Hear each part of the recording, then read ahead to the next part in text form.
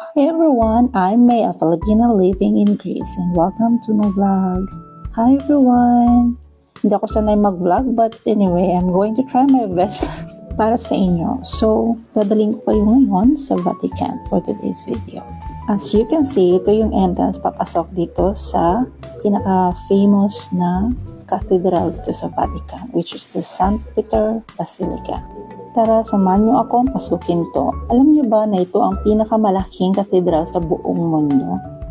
At isa ako sa pinaka-na-amaze dito kasi nakaka-accommodate sila ng 20,000 people dito sa simbahang ito. Oops, nakaupo lang yun ha, hindi pa included yung outside doon. Yung outside can accommodate 60,000 people to 300,000 people.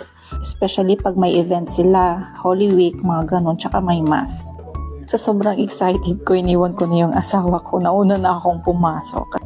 Tara, let's go. Pasukin na natin. Excited na ako. Sobra. Kita nyo naman siguro. Ang ganda talaga ng pagkagawa ng katedral na to. Sobra. Yung pagpasok ko talaga dito, isa din sa the best experience. Alam mo yung balahibo mo, tumatayo sa sobrang amaze. Talagang sobra. Sobrang ganda. Yung alam mong ayaw kong maniwala, nandito na ako sa loob mismo. Tsaka ito, ganda talaga ng pagkagawa nila dito. Welcome to Vatican! Yung hindi ko akalain na sobrang dami ng tao pumunta dito everyday.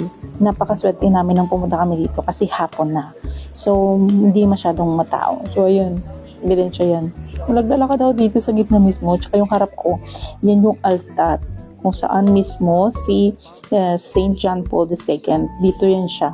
Dito siya mismo nakapwesto. Tsaka yung iba pang mga Santo Papa. So, speechless talaga ako kasi nasa harap ko talaga siya mismo. Nakita ko siya in actual. Alam mo yun. Yung feeling na ayaw ko talagang maniwala. Grabe. Unbelievable. Tuwa-tuwa talaga ako. Sobra. Ganda talaga ng katedral na to. Sobra. Mamiyak-miyak pa yung mata ko dito kasi nasa harap talaga ako mismo. Ayan, pumidyo talaga ako sa altar na to. Kalahin mo, sa TV ko lang to nakikita dati. Sa sobrang tulala ko, hindi ko na na-video yung ibang part ng cathedral na to kasi ini-enjoy ko yung place. Tsaka gusto ko talaga ramdamin. Ito may part sila dito na prayer room kung saan sila pwedeng magdasal.